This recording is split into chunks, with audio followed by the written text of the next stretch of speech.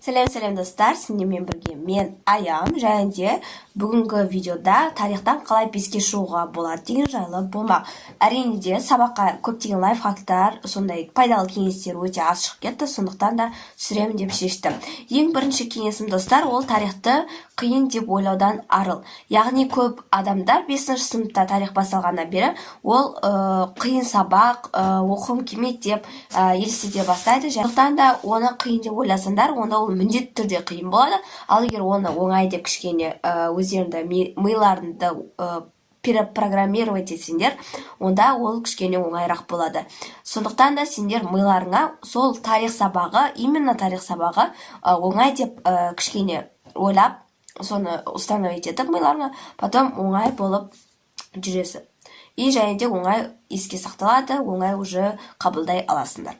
Енді екінші кеңесім достар, ол мәтінді түсініп оқуға тырыс. Әрине достар, ол өте мысалы пайдалы кеңес, себебі жаңағы мәтінді оқыған кезде көбінесе мән бермей, оқымыз келмей оқиды. Әрине де тарихта міндетті түрде сюжеттер аз болады, және де жаңағы мәтіндер міндетті түрде ұзақ болады. Сондықтан да соған байланысты адамдар оны оқығысы келмейді. Бірақ қазіргі жаңа тұрған кітаптарда көбірек сурет болуы мүмкін, бірақ сонда да мән бермей оқимыз, иә?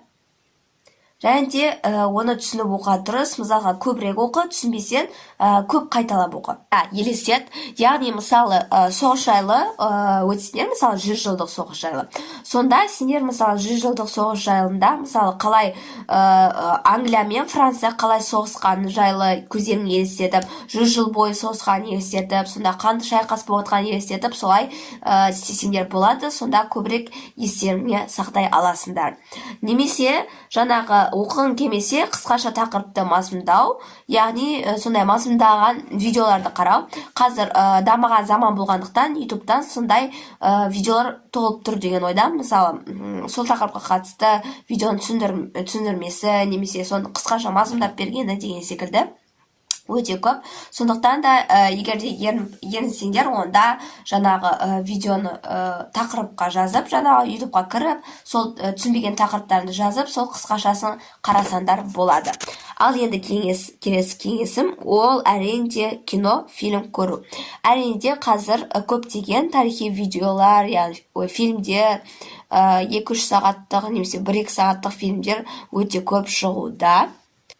Мысалы, ең бірінші тарих фильмі ол жаңағы көшпенділер болған. Сол көшпенділерден бастау алсаңдар болады. Және де Ахмет Байтұрсынұлы, Томирис патшайым, содан кейін Міржақып Дұладұлы, немесе Мағжан мен жастарға сенемін деген секілді, және де Жау жүрек мың бала, қанды шайқастар жайлы, жаңағы 1916 жылдағы азаматтық соғыс жайлы деген секілді, сондай көптеген кинолар шығып жатыр. Сон өте қызықты қылып түсірген, кәдімгідей адамдарды тура солай келтірген деген секілді, соны көріп, тарихпен байланыстырып, бірінші сендерге айтарым, мысалы тақырыпты оқып боласыңдар, содан кейін қысқаша видеосын көріп, артынан киносын көрсеңдер, күшті болып кетеді, жақсы еске сақтай аласыңдар.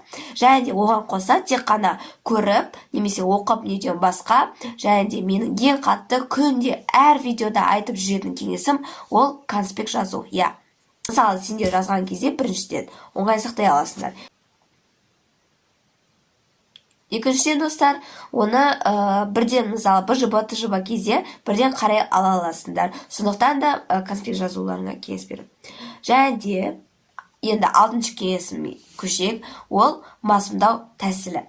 Яғни мазмұндау тәсілдері өте көп. Мысалға қараңдар. Егер де сендерге мысалы апай бір сұрақ қойса, менің жеке лайфхакымды айтып кетейін. Мысалы батыр дегенде, сендер нақты кітапта тура сол сөзбен оқып бермеңдер.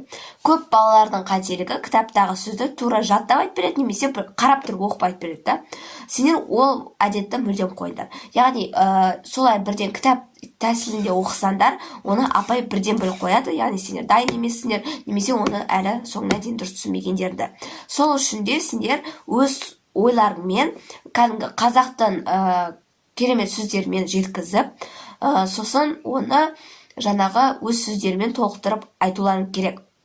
мысалы батыр деген не десе, кітаптағыдай емес. Батыр деген ол қазақ халқын қорғайтын және де осы тәуелсіздік алғанымызға жаңағы көмектескен ұлы тұлғалар десеңдер болады. Мысалға деймін да.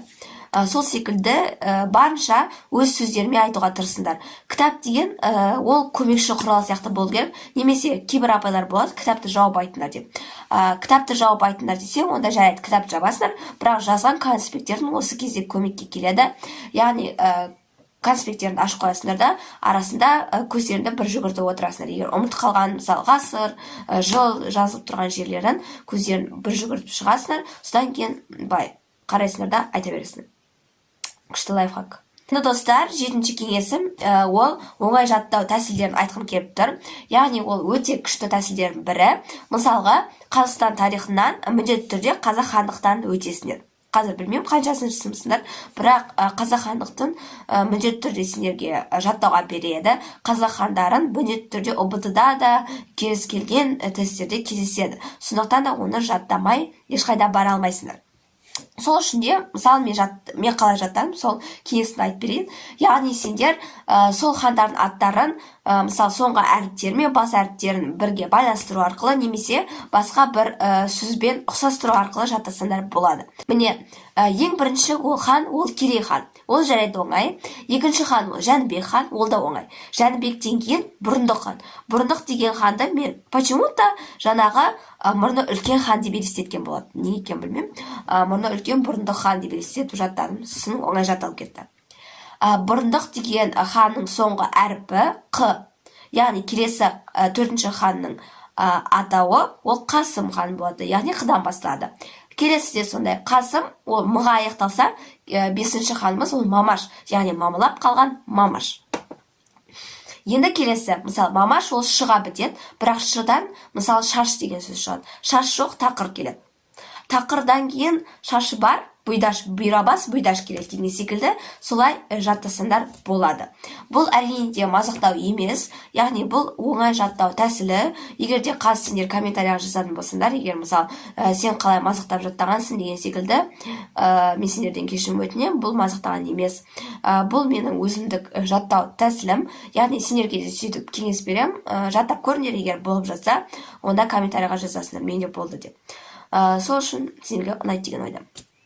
Енді ең соңғысы, яғни ол жүйелі қайталап тұру. Тарих ол міндетті түрде қайталауды талап етеді. Яғни сендер қайталамай тарихты ұмытып қаласыңдар. Сол үшін де кәдімгідей әр апта сайын немесе ай сайын, бір жылдар сайын қайталап тұру керек. Сонда ғана сендерді тарихты жақсылап түсіне аласыңдар. Міне достар, мен сендерге тарихтан қалай беске шығу керектігін айттым. Сендерге міндетті түрде кеңестер ұнаса лайк басып, маған тіркелуді ұмытпаңдар.